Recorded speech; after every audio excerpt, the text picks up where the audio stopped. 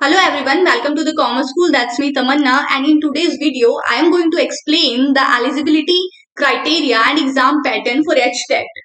जी हाँ, इस पूरे वीडियो में आपको मैं डिटेल में समझाने वाली हूँ कि कैसे HTET में अलग अलग 3 लेवल्स होते हैं और लेवल्स के लिए क्या क्या एलिजिबिलिटी है और आप एलिजिबल हैं या नहीं है ये एग्जाम देने के लिए, और अगर आप एग्जाम देने जा रहे हैं तो एग्जाम का पैटर्न क्या होगा।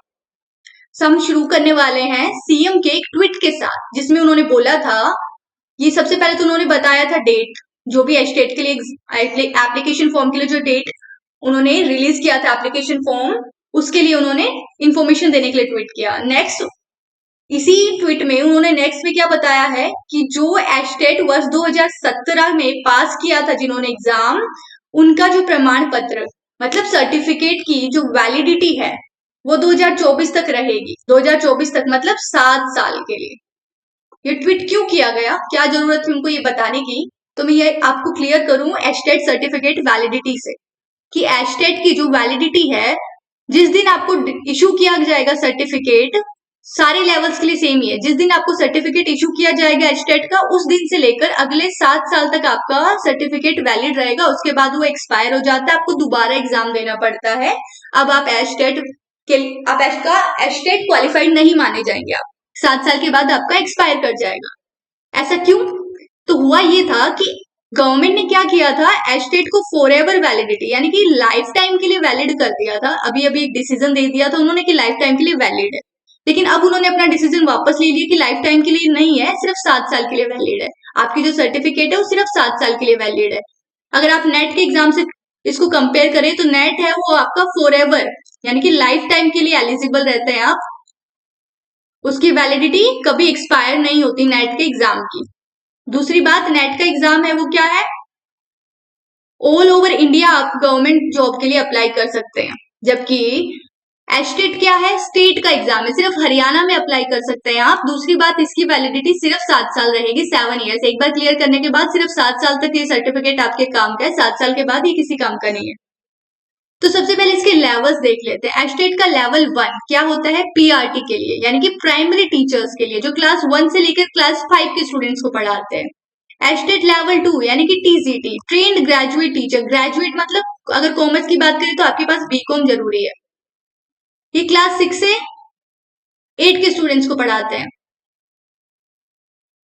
लेकिन क्या सिर्फ बीकॉम जरूरी है? नहीं, उन्होंने बोला ग्रेजुएट, और ये तो सब लोग अप्लाई कर सकते हैं।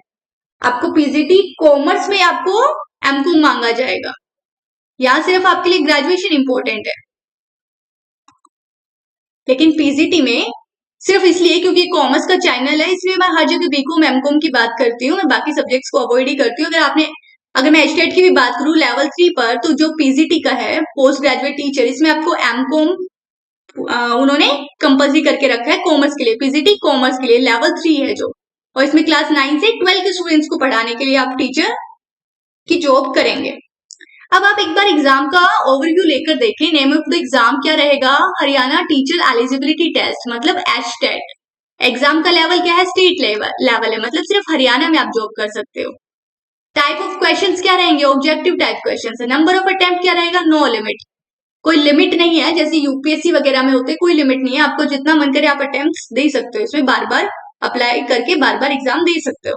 एज लिमिट कोई लिमिट नहीं है आपके एग्जाम के लिए, एज लिमिट आपका मन करे तब तक आप एग्जाम्स दे सकते हो, आपसे कोई एज का आपको रिलैक्सेशन वगैरह के बारे में सोचने की जरूरत नहीं है। सिलेबस 1, 2, 3 लेवल, तीनों लेवल के लिए अलग अलग है, क्योंकि आपने देखा ना लेवल 1 है वो अलग स्टूडेंट्स को पढ़ा रहा है, लेवल 2 अलग को, लेवल 3 अलग को पढ़ा रहा है। लेवल 3 में आपसे एमकॉम मांग लिया गया है।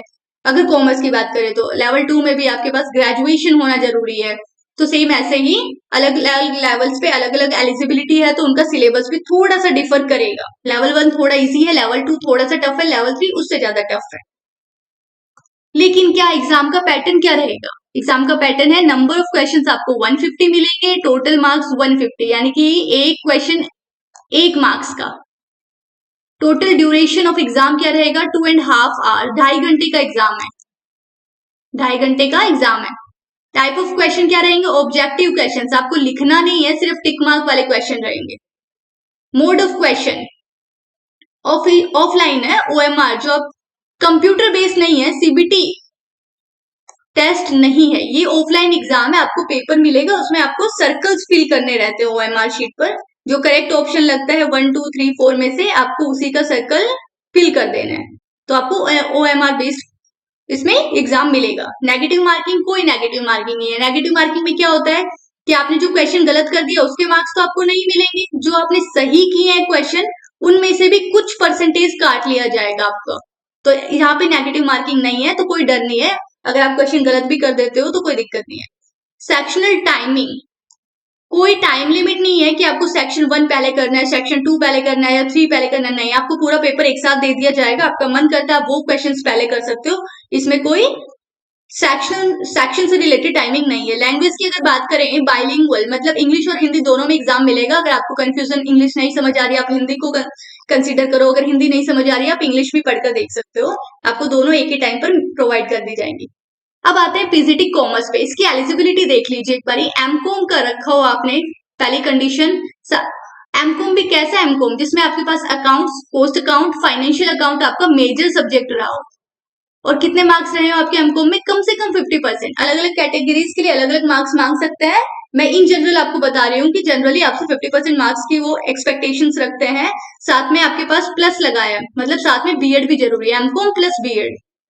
लेकिन एमकॉम अगर आपने अप्लाइड या बिजनेस इकोनॉमिक्स में कर रखी है तो आप एलिजिबल नहीं है, आप एग्जाम नहीं देंगे फिर।